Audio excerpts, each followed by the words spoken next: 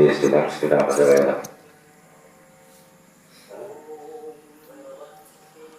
அதாவது உண்மையான பக்திக்கும் உண்மையான ஐயாருக்கும் என்றைக்குமே ஒரு மகத்துவம் ரைட்டா. நம்ம பசுமன் ஐயாவை பற்றி உணர்ந்ததுனாலையும் அவர் தெய்வம் என்பதை கண்டுபிடிச்சு ஓரளவு தான் அவர் மாதிரி 100 பிறப்பு யாராலும் பிறக்க முடியாது. அப்படி ஒரு நிலையில் உள்ளவரை ஓரளவு கண்டுபிடிச்சு அந்த ஐயாவை துதிச்சதுனால இப்போ ஒரு அழைப்புதல். என்ன அழைப்புதல் அப்படின்னோம்னா, ஒரு முக்கியமான நாள் இருந்தோம்னா வர்ற வியாழக்கிழமை 25ஆம் தேதி தைப்பூசம் வருது, எல்லாருக்கும் தெரிஞ்சிருக்கும். அன்னைக்கு பௌர்ணமியும் வருது ரைட்டா. பசுமன்ல பௌர்ணமிக்கு விளக்கு பூஜை வேறு தொடர்ச்சியா பண்ணிக்கிட்டே இருக்காங்க. நம்ம இந்த கூட்டு நாட்டத்துல போறது கிடையாது. இப்ப ஆன்மீகத்துக்கு வந்த பிறகு ஒரு கம்மியான நாள்கள் மட்டும்தான் போயிருக்கோம், வெத்து நாள்கள்ல. அப்போ நம்ம ஐயாவை துதிச்சு பண்ணதுனால பசுமன்ல இருந்து அந்த குழுவில் உள்ளவங்க அந்த பௌர்ணமி அன்னைக்கு விளக்கு பூஜை அன்னைக்கு ஒரு சிறப்பு உரை, இந்த மாதிரி ஆன்மீகத்தை பத்தி பசுமன் ஐயாவை நான் பேசணும், நீங்க வாங்க அப்படின்னு அழைப்பு வச்சதுனால நம்ம ஐயாவுக்கு பணி செய்யவும் அது பெரும் பாக்கியமாகும். ஏன்னா அன்னைக்கு ரொம்ப முக்கியமான நாள். இதெல்லாம் இறைவன் கொடுத்த ஒரு வரப்பிரசாதம் தான் நம்ம எல்லாம் நினைக்கணும். ஏன்னா பௌர்ணமினா தைப்பூசத்தினா அது அந்த மகானுடைய ஒரு ஆலயத்துல அவரை பத்தி பேசக்கூடிய வாய்ப்பு இறைவன் கொடுக்குறாருன்னா அதுதான் பாக்கியம். நம்ம அந்த கோயில் குளம் தான தர்மம் இப்படி அலையில பார்த்தீங்களா, இதுக்கு கிடைக்கிற ஒரு மணிமகுடம் மாதிரி, உங்க பணியில சொல்ல போனா ஒரு அவார்டு மாதிரி, ஒரு சிறப்பு பிளேஸ் அப்படிங்கிறது மாதிரி. சரியா? அன்னைக்கு நம்ம இங்க உள்ள குழுவில் உள்ளவங்களும் போறாங்க, நம்மளும் அன்னைக்கு போறோம். வாய்ப்பு உள்ளவங்க விருப்பம் உள்ளவங்க வந்து கலந்துக்கங்க.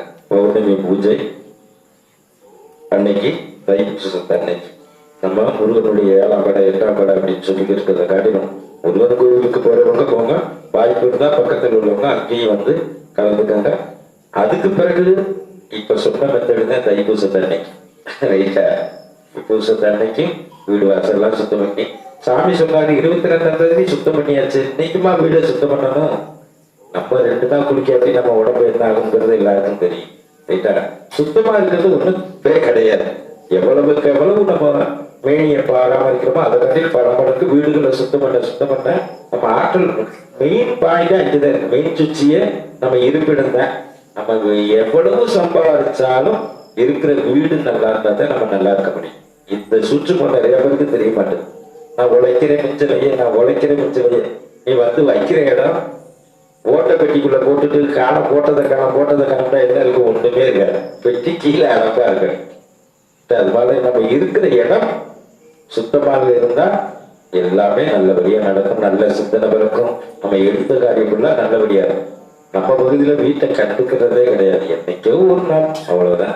துணியை எங்க வைக்கணும்னு தெரியாது, பாத்திரத்தை எப்படி போடணும்னு தெரியாது, எல்லாம் கடந்த போலமா அப்படியே கடன். அப்புறம் சாமி வர மாட்டேங்குதா, மனுஷனே வர்றதுக்கு மூக்க பிடிக்கும் போது சாமி எப்படி வரும்? அதனால வீடு வாசலை சுத்தமா வச்சுக்கோங்க.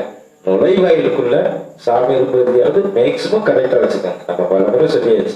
துணிகளை ஓரமா வைக்கலாம், கட்டி வைக்கலாம், கண்ணுல படாதவாறு மறைமுகமா தான் வைக்கணும்.